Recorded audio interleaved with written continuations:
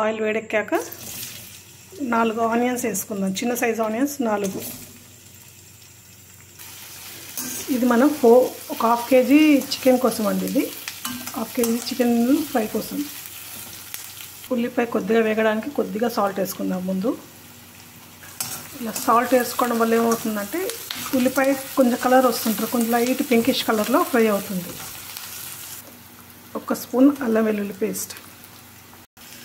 అల్లం వెల్లుల్లి పచ్చి వాసన స్మెల్ పోయిన తర్వాత కొద్దిగా పసుపు వేసుకోవాలి. 1 స్పూన్ కారం. చూడండి ఎంత కలర్, ఎంత చాలా బాగా వచ్చింది కలర్. ఇప్పుడు మనం ఉప్పులో కొద్దిసేపు ఉప్పు నీళ్ళు నానబెట్టుకున్న చికెన్ వేసుకోవాలి. దానివల్ల ఏమవుతుంది, చికెన్ సాఫ్ట్గా ఉంటుంది.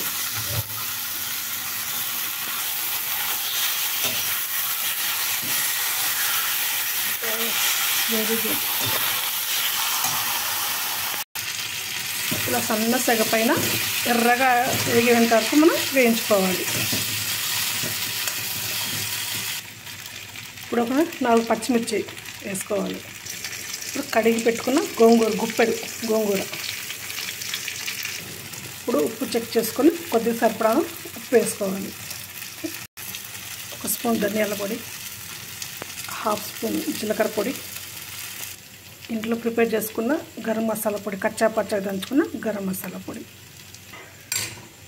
చివరిగా కొద్దిగా బ్లాక్ పెప్పర్ వేసుకోవాలి.